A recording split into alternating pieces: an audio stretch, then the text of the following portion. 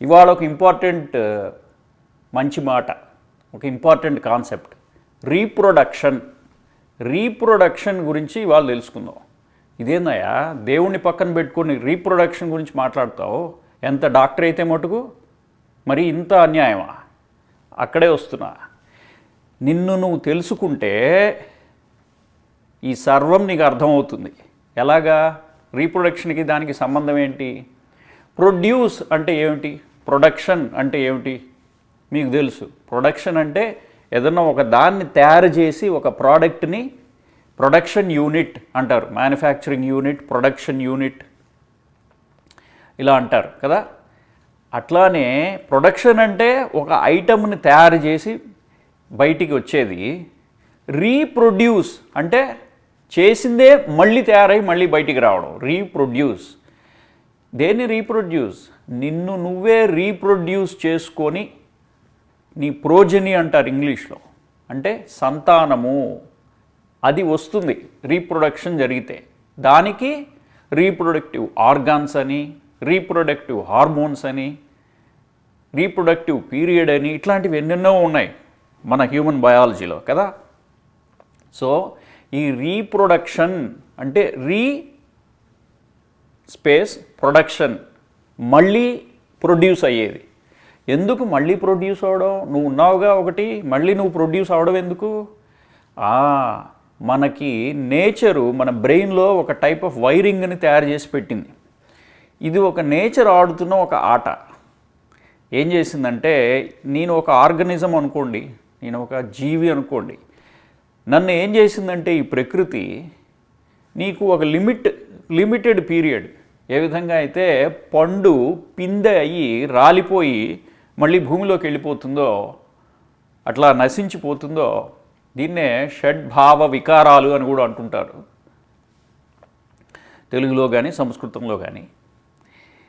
అలానే మనం కూడా ఏ విధంగా అయితే ఒక పిందె పండయి రాలిపోతుందో, అలానే మనం కూడా యవ్వనం నుంచి వార్ధక్యం అంటే ముసలితనం వచ్చిన తర్వాత మనం కూడా రాలి పడిపోతాం.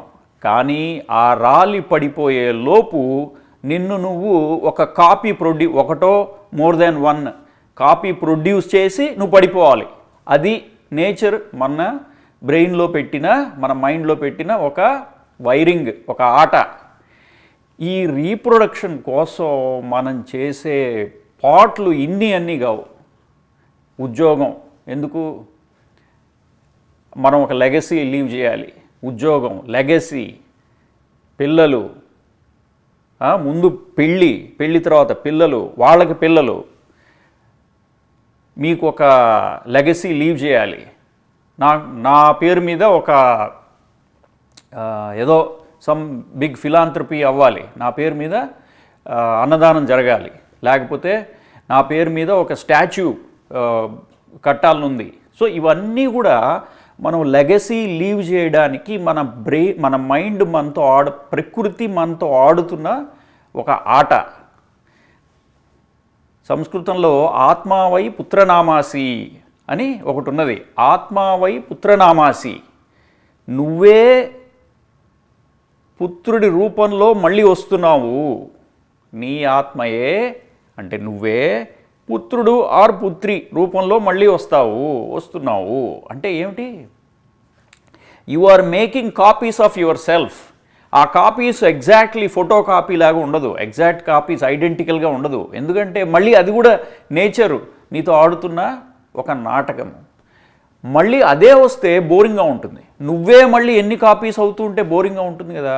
అందుకని నేచర్ ఏం చేసిందంటే కాంబినేషన్స్, పెర్మిటేషన్స్ పెట్టి ఇంకొక టైప్లో నువ్వే కానీ ఇంకో రూపంలో కంటిన్యూ అవుతుంది. అందుకే సంతానానికి అవిచ్ఛిన్నత అని ఒక పేరు, అంటే కాంటిన్యూటీ అని పేరు.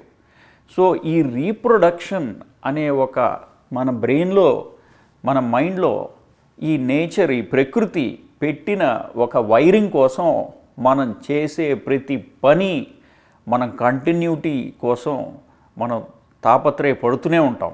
ఎప్పుడైతే ఆ కంటిన్యూటీ మనకి రాదు ఆర్ రావట్లేదు అని మన మైండ్లో ఈ ఆర్గనిజంకి ఆ థ్రెట్ వచ్చిందో, ఫర్ ఎగ్జాంపుల్ పిల్లలు లేరు. పిల్లలు లేకపోతే ఏమవుతుంది? నువ్వు ఉంటావు, నువ్వు పోతావు, కానీ నీకు ఆ అవిచ్ఛిన్నత కట్ అయిపోతుంది, కంటిన్యూటీ కట్ అయిపోతుంది, సంతానం కట్ అయిపోతుంది, లెగసీ జరగట్లేదు, రీప్రొడక్షన్ జరగట్లేదు. అందుకని నీకు ఎన్నో లోపల బాధ, సారో ఇవన్నీ వస్తాయి. ఎందుకు? పిల్లలు లేరనేది ఎందుకంటే అవిచ్ఛిన్నత కట్ అయిపోతుంది అనే ఒక మెంటల్ యాగనీ.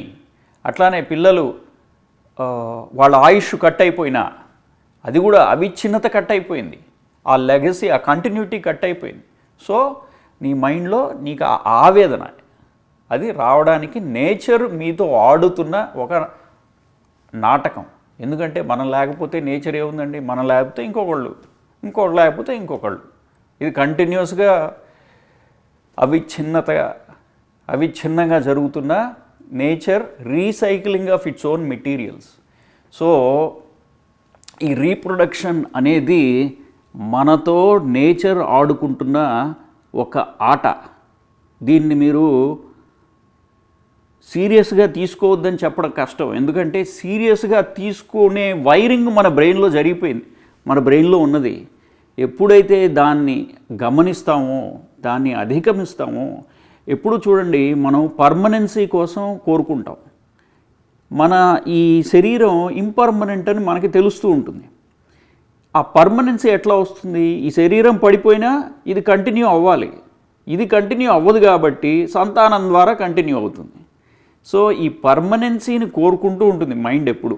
దానివల్ల మీకు సారో, ఆవేదన, పిల్లలు లేకపోవడం, పిల్లలు దూరం అయిపోవడం, ఇట్లాంటివన్నీ మీకు మనకి సామాన్యంగా కలుగుతూ ఉంటాయి.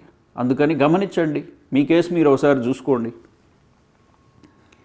మా స్వామి తత్వ విధానంద చెప్తూ ఉంటారు, మీ కేసు మీరు ఒకసారి చూసుకోవాయా, నీ కేసు నువ్వు చూసుకో, వెనక్కి తిప్పు, ఈ లోక వ్యవహారాన్ని కాసేపు పక్కన పెట్టి వెనక్కి తిప్పి అద్దంలో నేను చూసుకో. నిన్నంటే నీ బాడీనని కాదు, నీ లోపల ఆ బ్రెయిన్ ఎలా కండిషన్ అయిపోయిందో చూసుకో. దాన్ని బట్టి నీకు అర్థమవుతుంది ఏది నిజమో, ఏది అబద్ధమో, ఏది పర్మనెంటో, ఏది ఇంపర్మనెంటో. సో ఇవాళ మనం రీప్రొడక్షన్ గురించి తెలుసుకున్నాం. ఆత్మావై పుత్రనామాసి. స్వస్తి.